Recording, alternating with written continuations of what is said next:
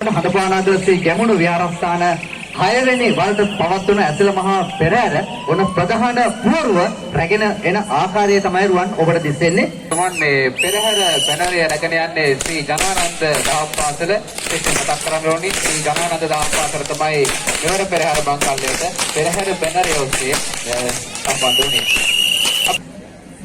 වැස්සවලාහක දෙවියන් වෙත උපහාරයට කස පුපුරන හඬෙනවා අපගේ සවන් වලට.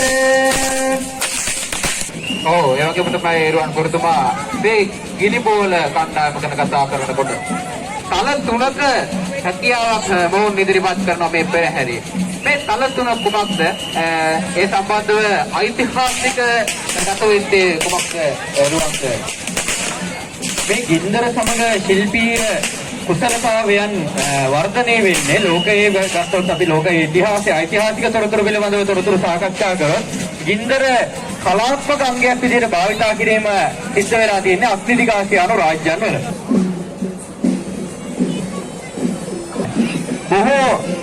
අපි දකිනවා බොහෝ රාජ්‍යයන් වල තිබෙන විවිධ සංස්කෘතික අංගයන් තුළ ගින්දර භාවිතා කිරීම දකිනවා.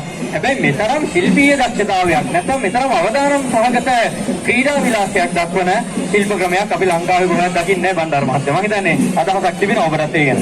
ලෝකයේ බෞද්ධ අබෞද්ධ සෑම රාජ්‍යයකම බෞද්ධ සංකේතය හැටියට භාවිතා කරන්නේ බෞද්ධ කොළිය.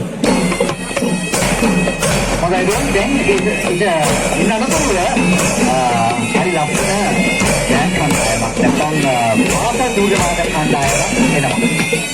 වසන්ත අපි ඉගෙන කතා කරොත් එහෙම ආතත විකට ආතත යන ප්‍රධාන වාද්‍ය වහන්ස වර්ග 4 තමයි භාවිත කරන්නේ මේ දෙතික සූර්ය මාධ්‍යය සඳහා.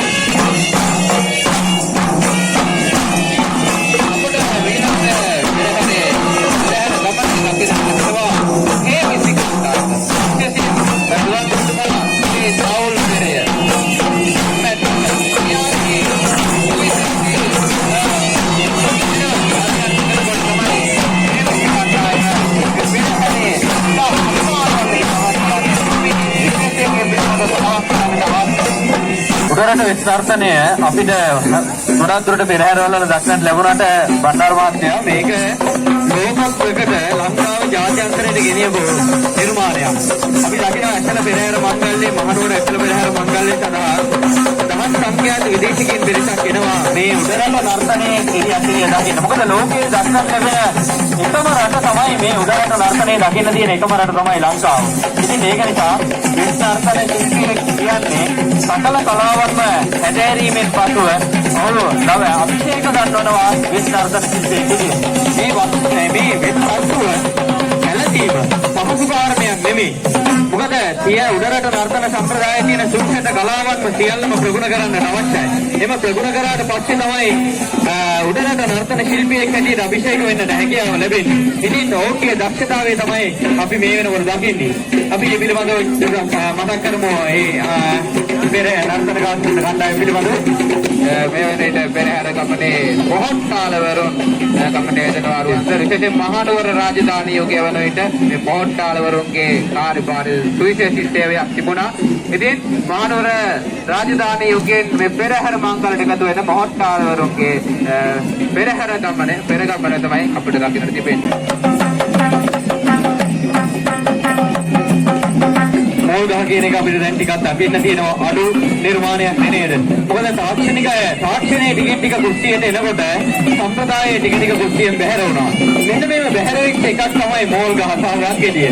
වර්තමානයේ වෙනකොට මම හිතන්නේ මෝල්ගහ සහ වංගෙඩිය භාවිතා කරන ප්‍රමාණය ඉතාමත් සීමිත වෙලා තිබෙනවා. ඔය බණ්ඩාර මහත්තයා ඇත්තටම මේ දවස් ටිකේ මම හිතන්නේ අපේ ඔක්කොම කණ්ඩායම මුදුම වෙහසක් දැරුවේ. අද වෙහස මම හිතන්නේ කාටවත් දැනෙන්නේ නැහැ. මම හිතන්නේ හැමදාම යනකොට උදේ 4:05 ගෙදරට යනකොට ඉතින් අත චාමර නර්තනය අපි දකිනවා චාමර නර්තනය පිළිබඳව අපි පූර්ණිකාව අවලම අපි චාමර නර්තනය පිළිබඳව කතා කරමු.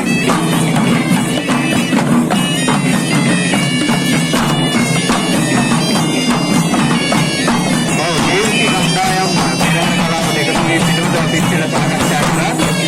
මේකේ පිළිබඳව අපි කතා කරන්න අවශ්‍යයි. මොකද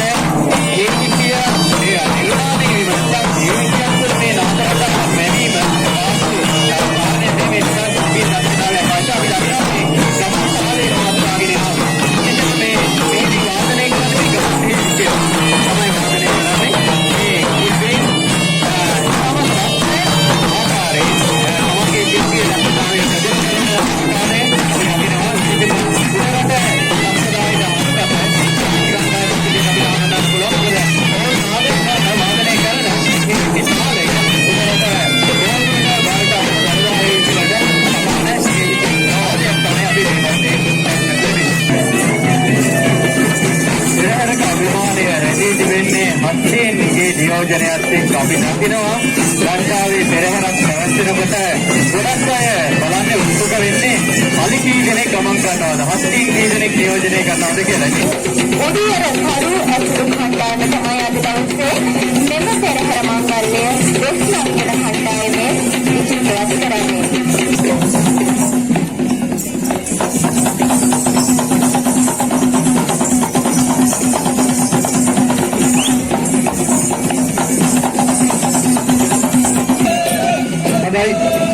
අදවසේ නිලමරුන් මේ ආකාරයෙන් තවත් ඉදෙනෙක් හරි අපූර්වවට ඉතාමත් ගැඹීරව මේ පෙරහැරට සම්බන්ධ වෙනවා.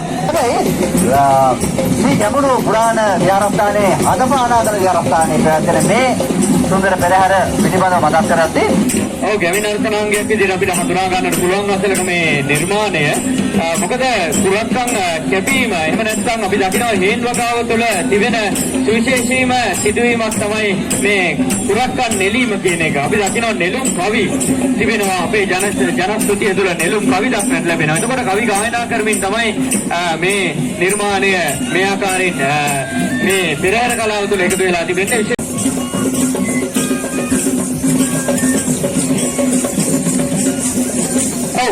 කුරක්කන් නර්තනය ඉදිරියට ඇදී යද්දී ඊළඟට අපට දික්වෙනවා මංගලම් නර්තනය.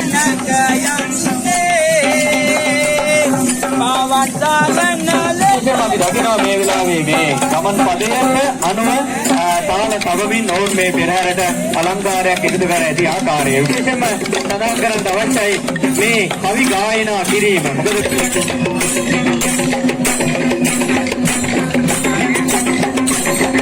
ඊළඟට අපි පෙරහැර ගමන දකින්නේ කාලාව නර්තනය. මේ ගැමි සංස්කෘතිය විශේෂයෙන් අතීත කාන්තාව ලිපිට යනවා කෙටට යනවා මේ කලගෙඩිය වතුර රැගෙන වර්තමාන වන විට මේ කලගෙඩිය වර්තමාන මුල්කැන්කේට දක්ෂට නැතිවෙනවා. සමහරට නර්තන සම්ප්‍රදාය නියෝජනය කරන සුවිශේෂීම අලංකාර නර්තනාංගයක් විදිහට අපිට සත්පත්තිනේ නර්තනය හඳුන්වා දෙන්නට පුළුවන්. මේ පත්තිනේ නර්තනයේ විවිධාකාර ස්වරූපයන් තිබෙනවා. සත්පත්තිනේ නර්තනය, දොළොස්පත්තිනේ නර්තනය, දොළොස්පත්තිනේ ආකාරයේ වශයෙන් පත්තිනේ නර්තනයේ විවිධාකාර ප්‍රභේදයන් අපි දකිනවා. එතකොට අපි මේ වර්තමානයේ මේ අද දවසේ දකින්නේ මේ සත්පත්තිනේ නර්තනය. ඒදී නර්තනයේ යෙදෙන්නේ ශිල්පීන් 7 දෙනෙක් පමණයි. ඒක තමයි අපි කියන්නේ සත්පත්තිනේ නර්තනය කියලා.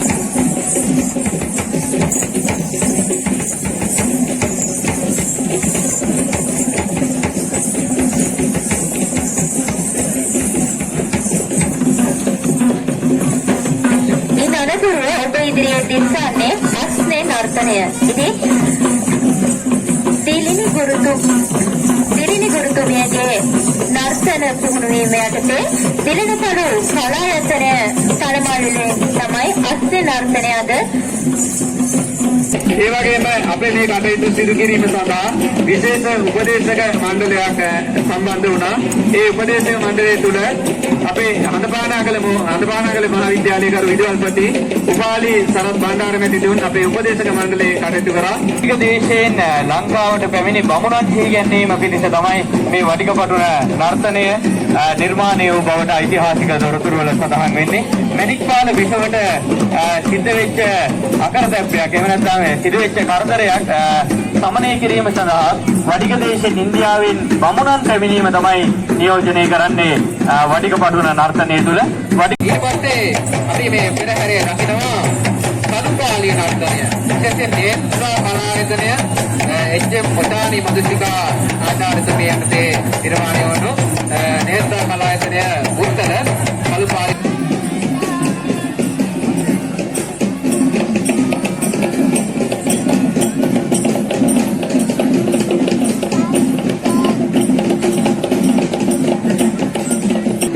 විස්තර කතරේ සිදු කරනකොට පවතින බරපතල ගැටලුවක් තමයි අපිට ලබා දීලා තියෙන ඩිජිටල් තිරේ සංඥා දෝෂයක් තිබෙනවා. සංවිධායකතුමා නැත්නම් අපේ මාධ්‍යකගේ හිතවතුන් ඉන්නවා නම් අපිට ඒ සංඥා දෝෂේ පොඩ්ඩක් निराකරණය කර දෙන්න.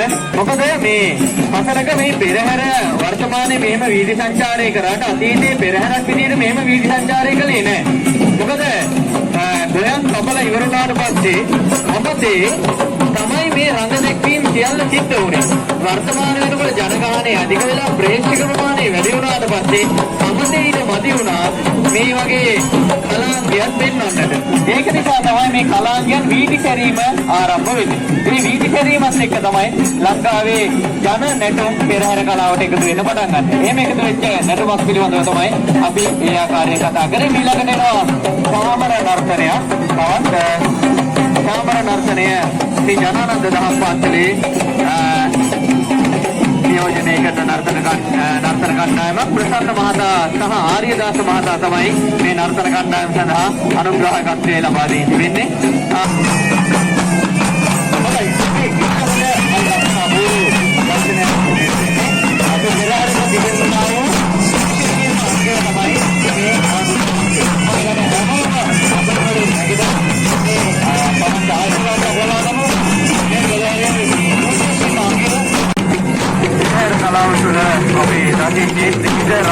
නියෝජනය කරමින් තමයි පෙරහැරක් පවත්වන්නේ. ඒකම බුදුන් වහන්සේ උත්සාහ තමයි ලංකාවේ පෙරහැර බොහොමයක් පැවැත්වේ. ඒතකොට විවිධ දේවාලවල දෙවියන් සඳහා පෙරහැරක් පැවැත්වේ. ශ්‍රී ලංකාවේ විහාරස්ථාන සිදුවගෙන අපිට බුදුන් වහන්සේ උත්සාහ තමයි මේ පූජෝපහාරය ගන්න. ඉතින් අද දවසේ අපි දකිනවා මේ පෙරහැරේ පවතින පූජනීයම අංගය විදිහට සදාත්ම තරඹවරගත් හස්තිය මේ ආකාරයේ පෙරහැරේ අප පසු කර යන ආකාරය.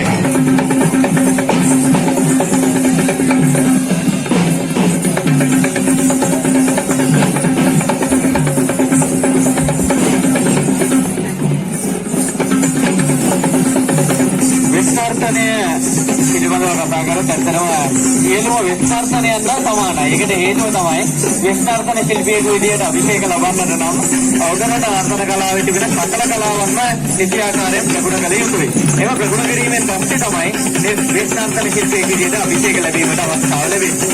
ඉතින් තමයි ඔවුන්ගේ ජන සම්බන්ධතාවය පෙන්වන්න ඔවුන් උත්සාහ කරන්නේ. අපි දකිනවා මේ මාලක්‍රම කරගෙවීම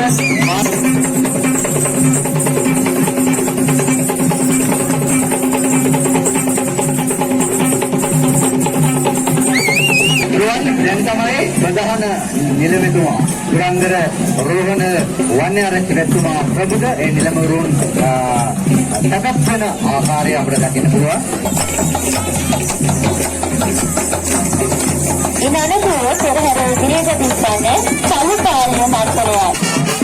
ඉනනතුව ඉදිරියට දිස්සන්නේ අලංකාරවත් විචිත්‍ර නැටුමකින් සැරසුණු වළලු නර්තනයයි. ඉතින් දින්හානේ ජයනාත් මහත්මියගේ පූර්ණ අනුගමනය යටතේ තමයි ඊළඟට අපි පෙරහැරේ දකින්නේ පාවඩි නර්තනය. මේ පාවඩි නර්තනය පෙරහැර හේතු කරනවා ඒඩී සාත් කුමාර මහත්මයා පුදුරම ඒ වගේම සෝනෝදාපත් යන පාදිනවා.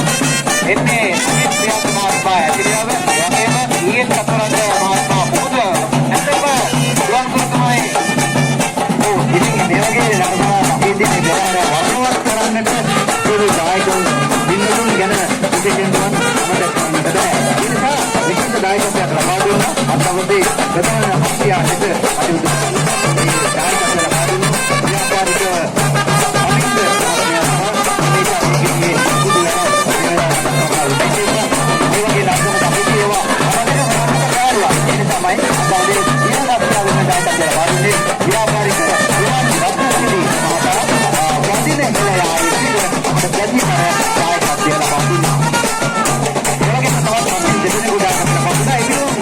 ආත්මය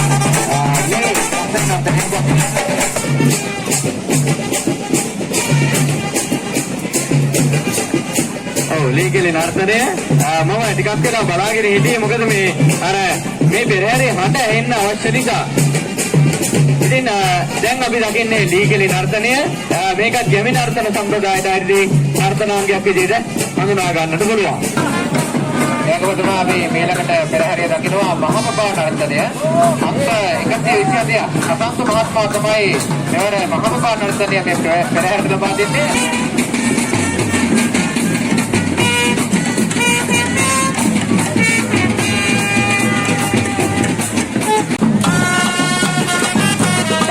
තියෙනවා නව නිර්මාණාත්මක අංගයක් රණමයුර නර්තනය. මම හිතන්නේ මදිකුඩා සමස්තයේ වගකින්නවා තොරතුරු අපි දැනගන්න පුළුවන්. රණමයුර නර්තන කණ්ඩායම ශ්‍රී ජනානන්ද ධම්මපාසලේ ආදිශිෂ්‍ය කණ්ඩායමෙන් තමයි අද මෙවැනි පෙරහැර අලංකාරවත් කිරීමට දායකත්වය දක්වන්නේ. ඒ සඳහා පූර්ණ අනුග්‍රහය දක්වනවා තරංග මහතාරාණ්‍ය දිවුරයාය ස්වර්ණ තිලක මහත්මිය සමුදුගම.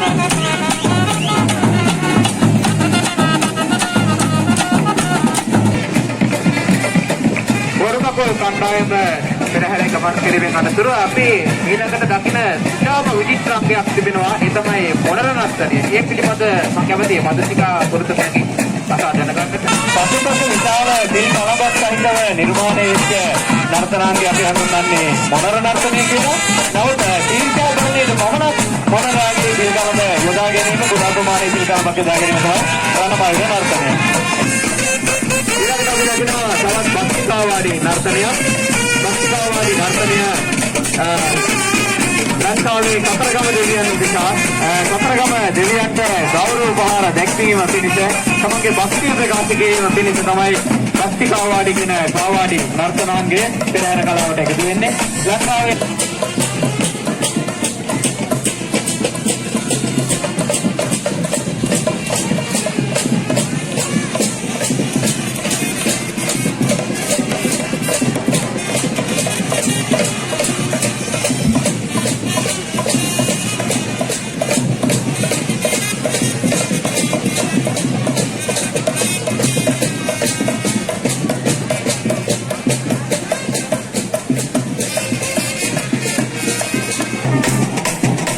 තමයි සම්පූර්ණය මේ පෙරහැර ආකාරයෙන් එකතු කරන්නේ සාකච්ඡා දිවිසි මාධ්‍ය අධිෂ්ඨානයේ නිර්මාණය වෙන සම්පූර්ණ කණ්ඩායම. නව නිර්මාණ කලාවට අයත් නර්තනාංගයක් තමයි ඊළඟට අපිට පෙරහැරේ දක්වන්න තිබෙන්නේ.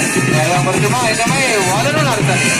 ශ්‍රී සිද්ධාර්ථ දහම්පාසල සහ රත්නකොඩේ ආය කියන දහම්පාසල් දෙක තමයි මෙවර මේ පෙරහැර මංගලයට වලන නර්තන ඉදිරිපත් කරන්නේ. නර්තන සම්ප්‍රදාය තුළ දක්නට ලැබෙන සුවිශේෂී නර්තනාංගයක් විදිහට අපිට මේ කොහොඹ කලේ නර්තනය හඳුන්වා දෙන්න පුළුවන්.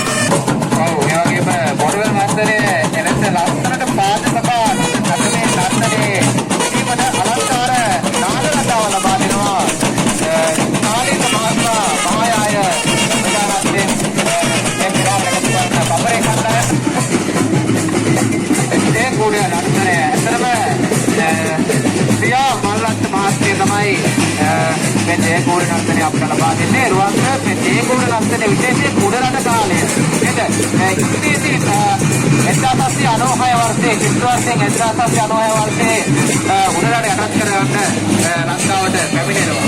ඉතින් ඊට අනුව මේ වසෝගාව ආරම්භ කරනවා. දේවගාව. ඉතින් මේ දේවගාව යටතේ නිර්මාණය වෙන දේදරු නෙලීම ඒ වගේම මේ පරිපාලන කටයුතු ඒවා මනාව පිළිගන්න නර්තනයක් තමයි දේකෝඩ නර්තනය. ඉතින්